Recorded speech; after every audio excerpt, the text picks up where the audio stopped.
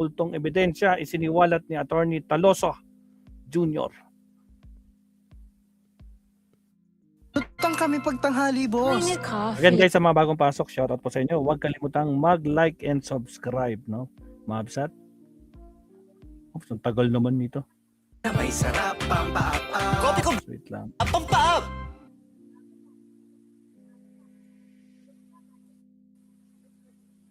Sinungalingan, kakampi sa katotohanan at kabutihan. Dok, nasa Zoom na natin si Attorney Benjamin J. Tolosa Jr., ang legal spokesperson po ng House Prosecution Team at isa din po sa mga private prosecutors sa impeachment trial ni Vice President Sara Duterte. So lalabas ngayon, 3 na ang official spokespersons ng House Prosecution Team.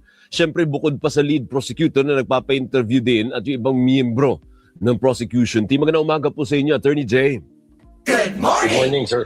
Good morning. Apo, si Alvin ito, Jay. Tagasang Tolosa ka, ang daming Tolosa sa amin sa Negros. Hindi ho, sa Pampanga side ho tayo. Akapampangan na Tolosa, ano po. And it's not your first rodeo, so to speak, ano po. Dati na po kayong may karanasan sa mga ganitong klaseng impeachment, Attorney?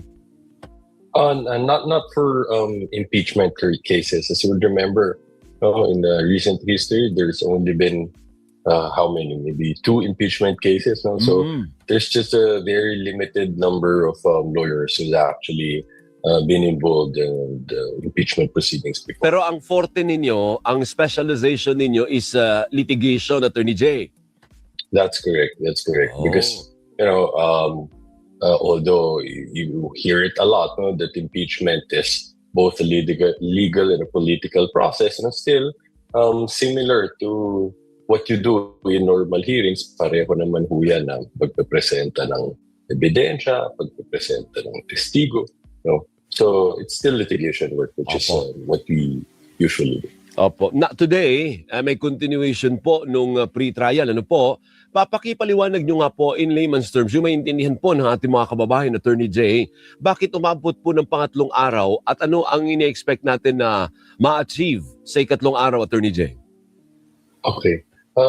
Dahil ito, umabot ho ng 3 araw dahil sa talagang napakarami lang ho ng ebidensya na pinipresenta ng magkabilang panigo. At itong mga ebidensya ay minamarkahan ho yan isa-isa.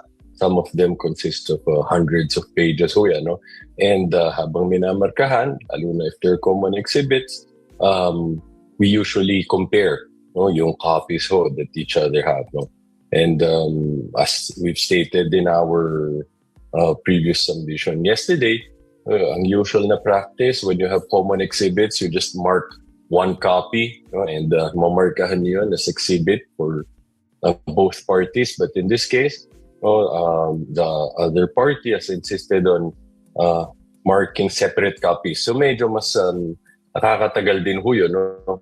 Kasi as you would see, we will have to check both. So, pero matatapos naman po today. Kaya naman tapusin today.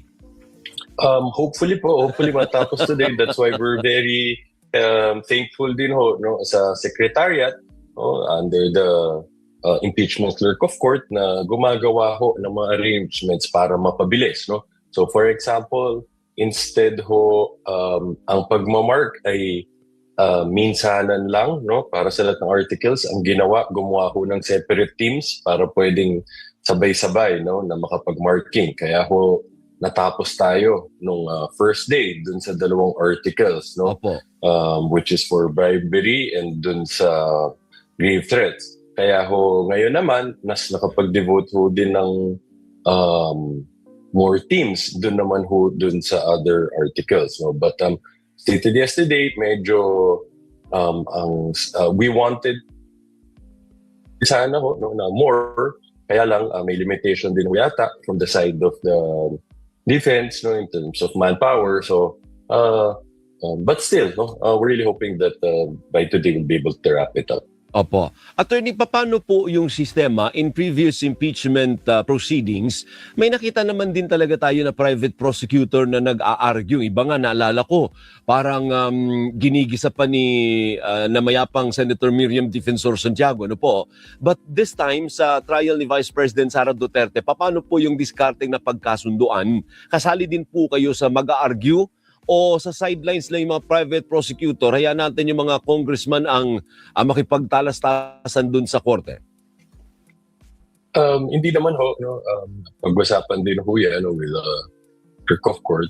Sabi naman, acknowledge naman ho no, na pwede naman talaga na in addition to the public prosecutors, no, the private prosecutors will also actively participate, of course, always under the control and supervision of the public prosecutors.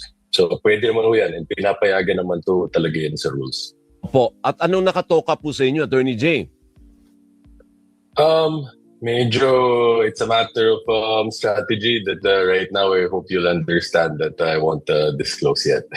Bakit gano'n? Akala ko parang hinati-hat. Naalala ko may guest po kami dati na nagsabi na ang nakatoka sa akin ganire, ang nakatoka sa iyo ganito.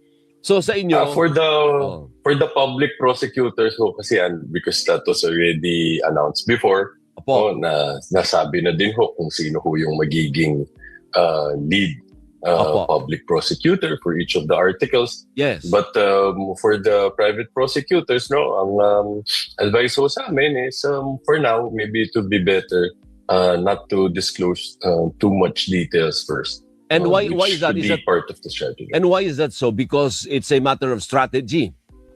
Tama ho yun, tama ho yun. So kumbaga, para ma-surprise yung depensa, bigla na lang mag-a-appear yung Jay Tolosa sa isa sa mga... Pero sa palagay mo, Attorney Jay, alin yung pinakamabigat na akusasyon laban sa pangalawang Pangulo? Ano yung sa palagay mo ay talagang wala siyang kalusot-lusot among the articles of impeachment?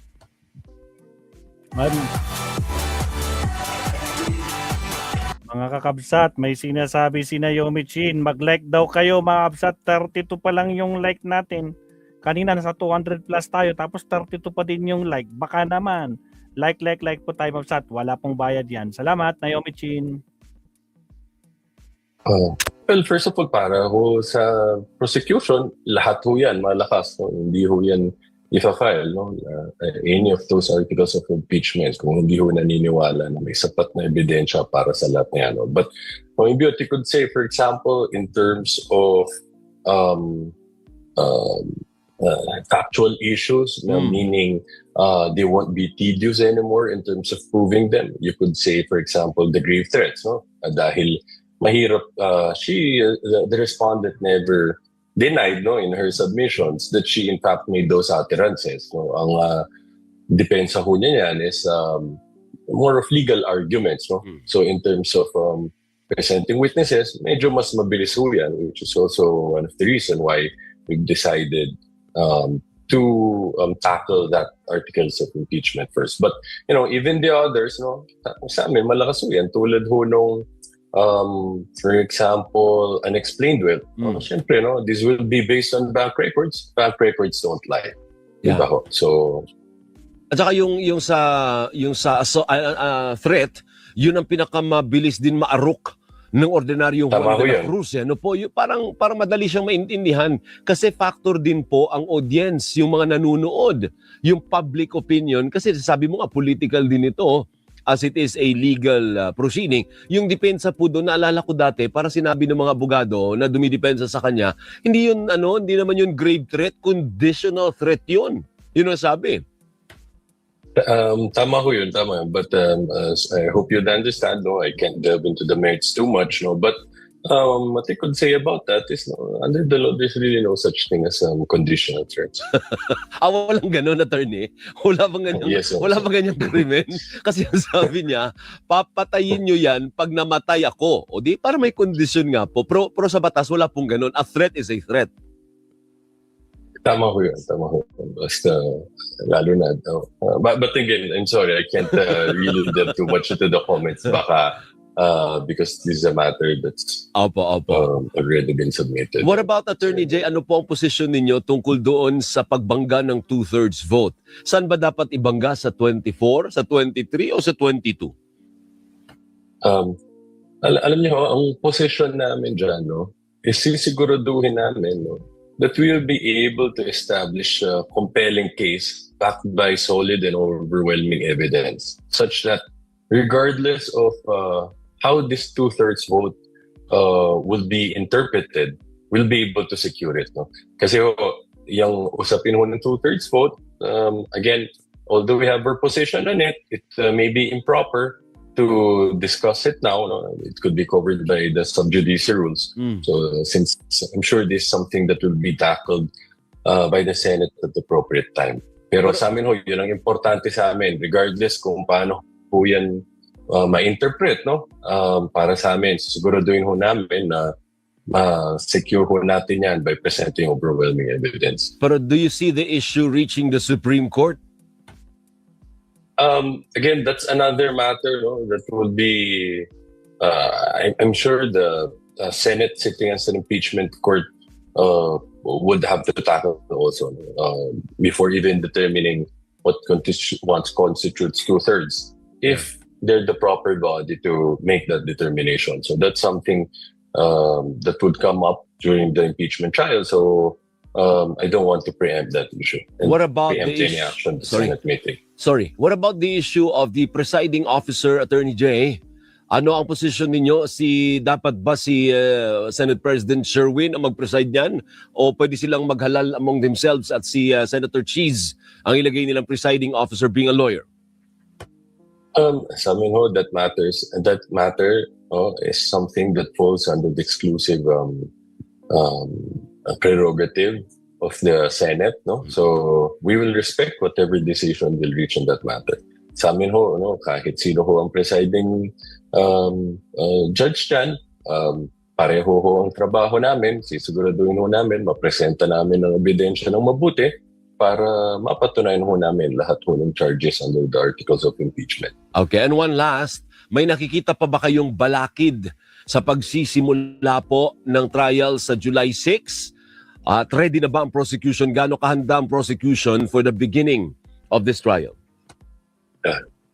Hopefully, wala na ho, sir, because there's still enough time before July 6 for the pre-marking of documents to conclude and for the clerk of court to issue a pre-trial order. No? So sa tingin namin, wala na hong dapat na maging dahilan para hindi ho ito matapos by July 6, no? Para makapag-start na yung first day of presentation of evidence. Now, the prosecution team is very ready, no, to commence trial and present our first witness and even our succeeding witnesses. But of course, these preparations are continuing. No? It's an ongoing process. Attorney Jay, maraming salamat. Huwag kang magsawa sa amin, ha. Mangungulit kami, ha, from time to time. Alam mo naman kung gaano kami kakulit, ha. Thank you, Attorney Jay. No problem po, sir. No problem. Sinabi mo yan, ha. Thank you for having me here. Naka-record dito. Sabi niya, no problem daw. O sige. Yes, sir. Yes, sir. Good morning. Good morning. And thank you. Magandang umaga po si Attorney Benjamin J. Tolosa Jr., ang legal spokesperson po ng House Prosecution Team.